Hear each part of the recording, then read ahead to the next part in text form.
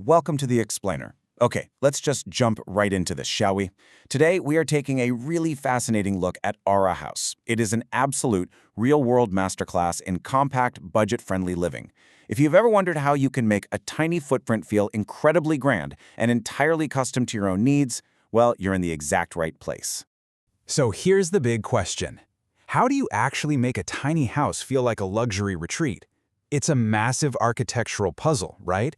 We're talking about the very real struggle to create a spacious, breathable, and fully functional sanctuary on a severely restricted plot of land.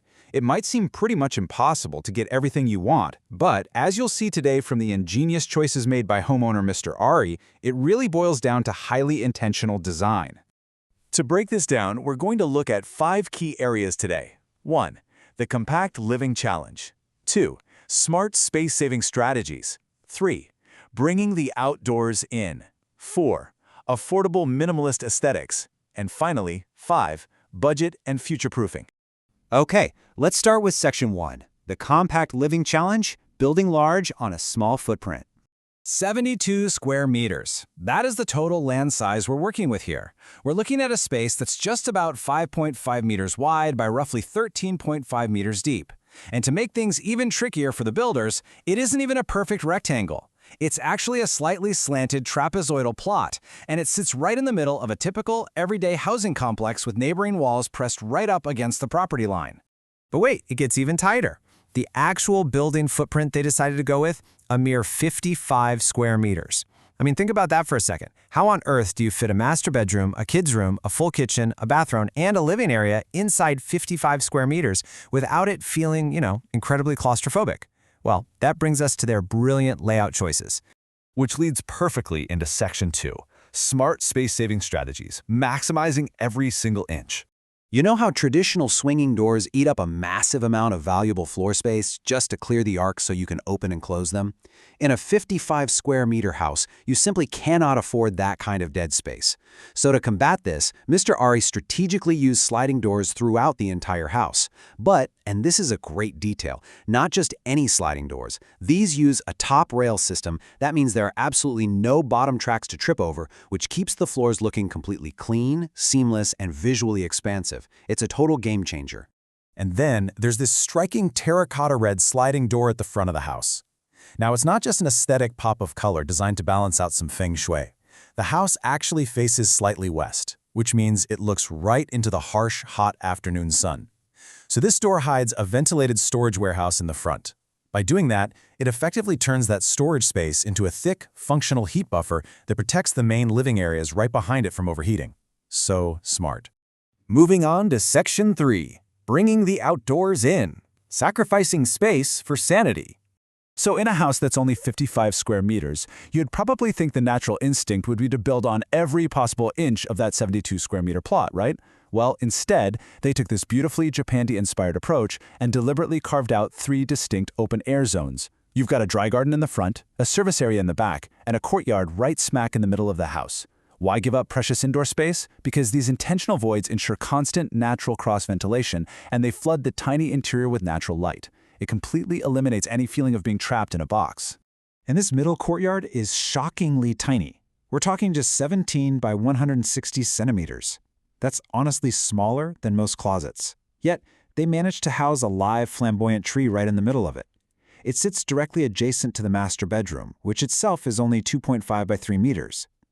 By sacrificing just a couple of square meters of interior space to the elements, they gave that compact master bedroom this luxurious, private, natural escape. I absolutely love this quote from the owner. When relatives visited, they actually told him, quote, "When I build a house, people say I'm selfish. The spaces are too compact, there's nothing that's meant for a wide area, but it's for my daily comfort."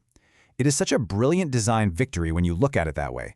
Rather than building a large, empty house with a giant living room just to occasionally host a large group of guests, they prioritized their own daily, personal peace and comfort. They built the house for the 2 people who live in it every single day. That's a powerful shift in perspective, isn't it? Let's look at Section 4, affordable minimalist aesthetics, getting luxury looks on a realistic budget. The homeowners utilized some incredibly smart, actionable material hacks here. First, instead of spending time and money trying to perfectly smooth out and repaint slightly wavy or cracked plaster walls, they simply covered them up instantly with prefabricated wallboards. It gives a perfectly neat finish. Second, they used aluminum composite panels, or ACP, for their exterior sliding doors. Unlike solid wood, ACP won't warp, expand, or contract in the harsh weather. And for the front facade, they completely bypassed painting altogether. They just left the wall as raw plaster and clipped on weather-resistant WPC wood panels right over it. It's fast, it's cheap, and it looks highly elegant. Okay, remember how the plot of land was trapezoidal and slightly slanted at the edges? Well, if they had tiled the carport edge to edge, the ceramic tiles would have had to be cut at awkward angles, which would visually highlight that crooked property line. Instead, they did something so clever.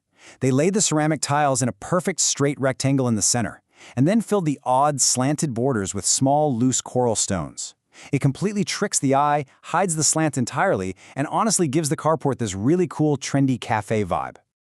All right, our final section, Section 5, Budget and Future-Proofing. Planning for tomorrow, today. So, the crucial point regarding how the interior actually feels is this number, 280 centimeters. That is the uniform floor-to-ceiling height used across the entire house. You see, when you are restricted horizontally by a tiny floor plan, you absolutely have to maximize vertically. By keeping the ceilings consistently high, it allows the hot air to rise naturally and visually stretches the rooms upward. That's exactly why a 2.5-meter wide room feels open and airy rather than suffocating. But here is the absolute biggest secret of our house. While it looks and functions perfectly as a single-story home right now, it was actually deliberately built with a full 2-story foundation and structure from the very beginning. The current back service area is basically acting as a strategic placeholder. If they ever need more space for a growing family later down the line, they don't have to tear down the house or reinforce the foundation. They can just pop a spiral staircase right there into the service area and build upward. Talk about incredibly smart forward thinking. So, what's the ultimate payoff to all this careful planning? All of this. The custom layout, the smart sliding doors, the interior tree courtyard, the future-proofed foundation was completed in a rapid 3 months for a total building budget of around 300 to 350 million Indonesian rupiah. That is an incredible value. It's just an absolute masterclass in extracting the maximum possible comfort, utility, and architectural beauty from a highly constrained budget. Which leaves us with this final, kind of provocative thought.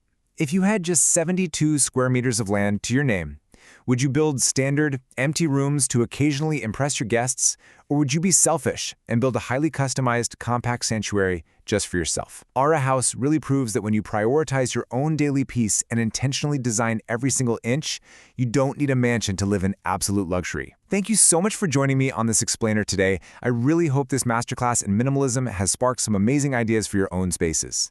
Keep learning, keep designing, and I will see you next time.